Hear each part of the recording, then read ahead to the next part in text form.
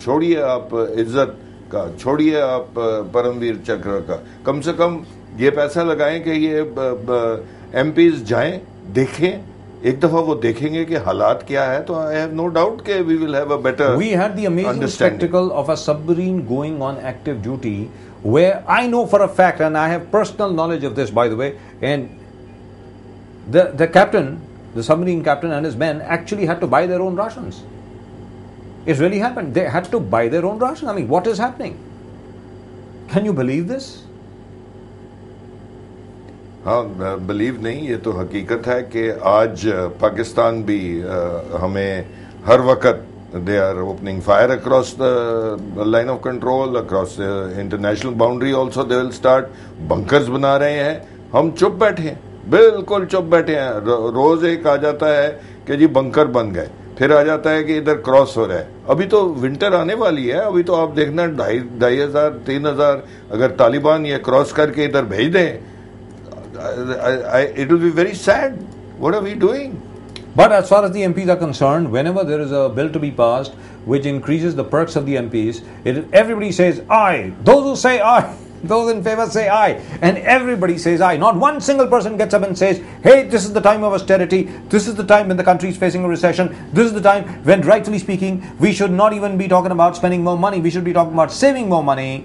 On the one hand, we have the amazing spectacle of Sonia Gandhi traveling by economy.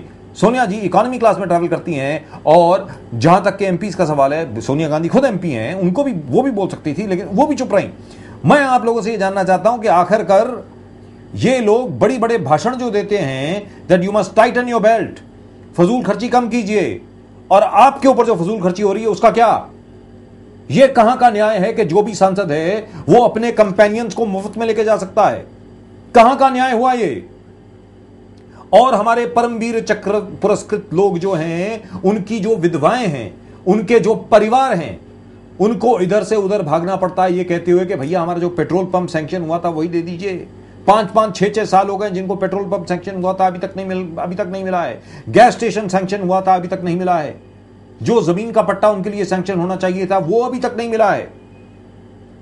और हमारे सांसद अपने लिए सुविधाएं उपलब्ध कराने में जरा भी कतराते नहीं है, जरा भी शर्माते नहीं हैं, शर्मिंदगी तक व्यक्त नहीं करते कि हम लोगों ने ऐसा कर लिया।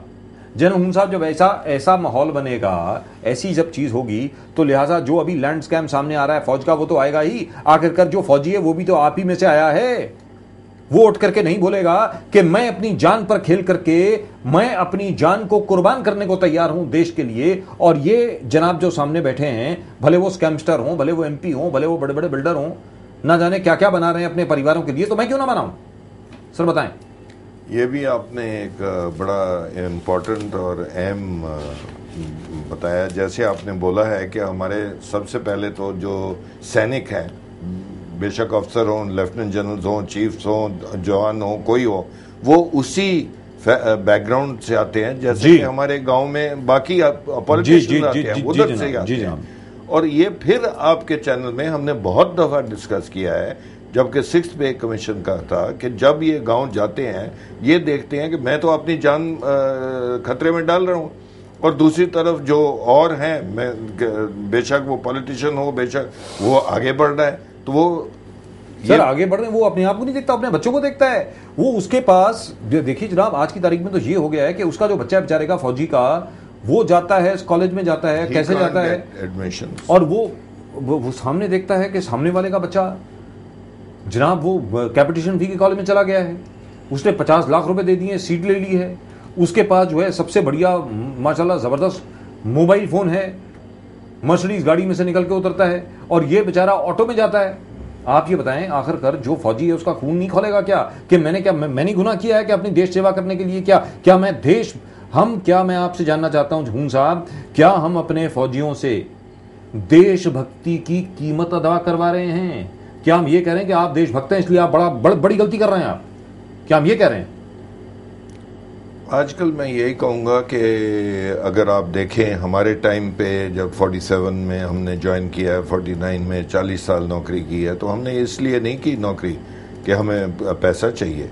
हम जब रिटायर हुए हैं हमारी पेंशन से 2900, जी। और 7 लाख रुपया मुझे मिला था 40 साल नौकरी करने के बाद with 4 decoration on my chest, पर फिर भी वी हैव नेवर, मैं ये नहीं कंडोन कर सकता कि कोई करप्शन करे आर्मी में, लेकिन क्योंकि एक माहौल ऐसा बन चुका है, इतने घोटाले हुए हैं, ये भी है। ये आपने बताया एक लेफ्टिनेंट जनरल, एक मेजर जनरल, 2 मेजर जनरल, एक और लेफ्टिनेंट जनरल, कर्नल्स, ये सब इस घोटाले में है। लेकिन मैं आपको फिर भी बताना चाहता हूं कि there is no covering them up. लेकिन अगर आप घोटाले देखें आर्म्ड फोर्सेस में और पॉलिटिकल में, 100% पॉलिटिशियंस के पॉलिटिकल सर्कल्स में, ब्यूरोक्रेसी में ज्यादा करप्शन है बनिस्बत के आर्म्ड फोर्सेस के। पर एक मैं बात बताना चाहता हूं कि इसको हमें मानना नहीं चाहिए। जैसे कि फौज एक्शन लेती है, जैसे आज एक्शन लिया है, बेशक वो मिलिट्री सेक्रेटरी है, he is the most confident person that the chief has, that's right, he is the closest to him. लेकिन फिर भी देखो, एक फौजी नहीं उसको, we have done the court of inquiry, it's been another army commander who's done it, and how quickly it has finished, and it's now with the army headquarters, and I have no doubt that action will be taken. No doubt at all that action should be taken. And let me point out over here. Do you remember the number of scams that came out as far as politicians are concerned, starting with the Beaufort scam, to the fodder scam, to the railway scam, to the coffin scam, to the wheat import scam, to the sugar scam, to the property scam? Do you remember all those scams? Do you remember a single politician going to jail? Do you remember a single politician going to jail for any of those scams or being held guilty? आज तक कभी ऐसा हुआ है कि किसी भी राजनीतिज्ञ को, किसी भी बड़े नेता को आज तक कभी सजा हुई हो ये कहते हुए कि जनाब आप इस फला फला स्कैम में इन्वॉल्व थे? लेकिन यहां फौज में यकदम एक्शन हुआ है, इसमें कोई दो राय नहीं है, एकदम एक्शन हुआ है। होना पड़ेगा, अगर, क्योंकि कंडोन नहीं कर सकते। No commander can condone a person who is unreliable और ही इज करप्ट। ये हो ही नहीं सकता। आप देश की सेवा कर ही नहीं सकते, आप मरने को तैयार होएंगे ही नहीं। इसका standards have also gone down, right, standards have gone down because of the environment that the armed forces are in. Their pays are not as much as one can get outside. Right.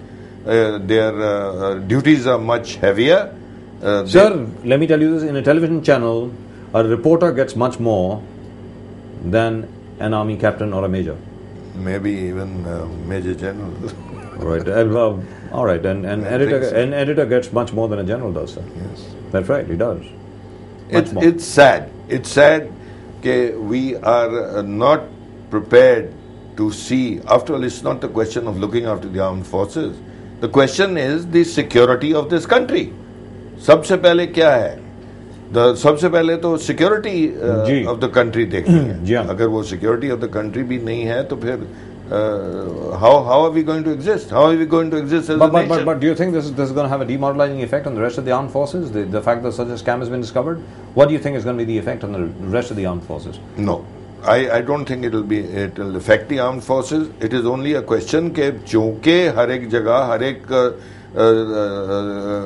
गांव से, कस्बे से, state से ये आते हैं जहाँ के और भी हमारे हिंदुस्तानी हैं, थोड़ा फर्क पड़ता है। लेकिन those who are trained, who are they, उन्होंने भी किया है। After all lieutenant general must have got about 35 years of service. जी जनाब।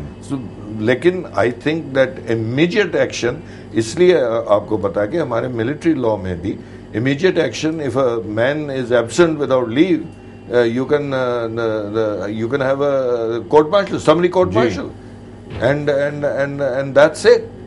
The sentence is given there and then. So we have to do that.